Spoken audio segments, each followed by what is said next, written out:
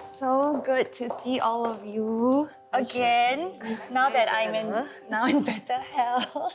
Firstly, can I just say thank you to all three of you because I'm feeling so good now after the treatment. Actually, I wanted to share because I wasn't sure if you guys knew how I actually started realizing that something was amiss with my body.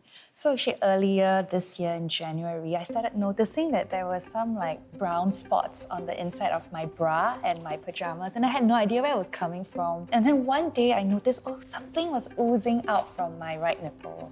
And that's when I was like, alarm bells went off. So I was really worried because, as we all know, bloody nipple discharge, is a warning sign. But of course, we needed further investigations. Firstly, when we did the biopsy, we only had atypical cells, remember? But it was not diagnosed yet. After the lumpectomy, when we had the full histology results, that was when I knew I needed their help in your management.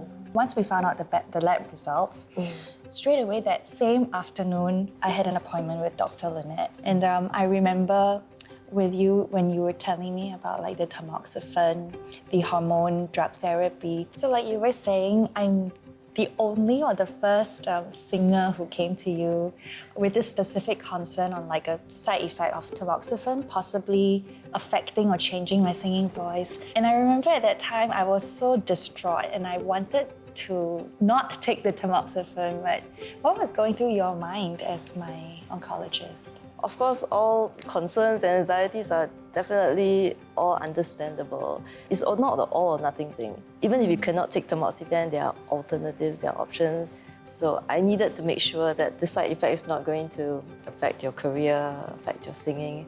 We did discuss about it as well with Dr. Lim and the tumor board.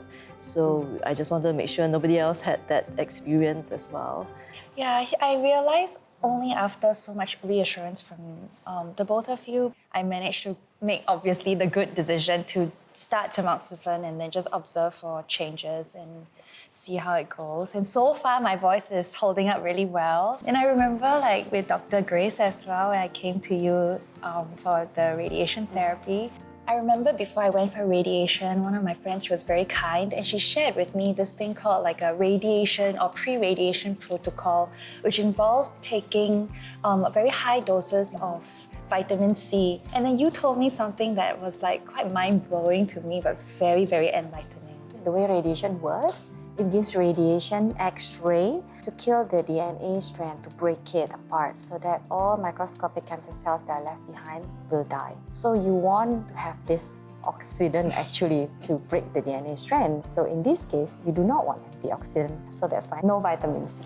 I know I said it many times with every one of you actually when I see you. It was really like at the top of my mind that I was very concerned about the whole timetable of the treatment because I was trying to rush back for National Day parade. So you reminded me many times about the timeline, right? Yes. Yeah, so I had to call the two of them before you even met them to sort of tell them that you had to finish the treatment by a certain date so that you can recover and get back to your performance. One day you called me and then you were like saying, Joanna, for the National Day Parade, you'll be out in the sun, right? A lot. And then the radiation, it will cause a part of the part of your skin that's treated to be a bit more tan and sensitive. Thankfully, I was very conservatively dressed for National Day. Yeah.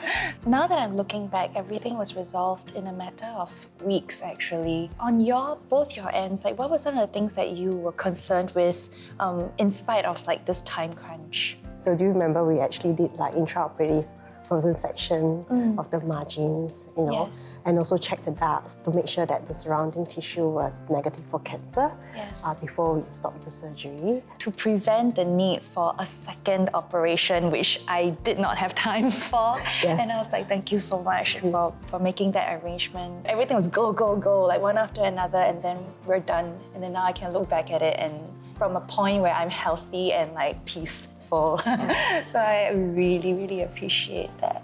You're so brave to share your story. Majority of women who go for mammograms and ultrasound, 40 years and above.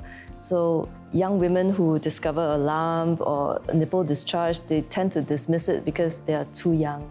So I think coming forward with your story really helps and brings awareness to young women that it could happen to them too.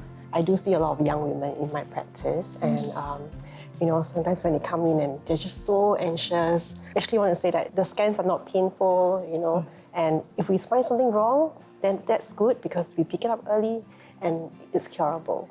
I remember the most from what you say is I am always in charge of my health. I know what's happening to my body. I think that's a very good message to the people. You need to be on top of your own health. Take charge. I absolutely think as modern independent women, we take charge of so many things for everyone else and caring for our work, our families. Often we neglect our own bodies, right? So to say yes, be concerned but not be afraid. I think That's right. yes.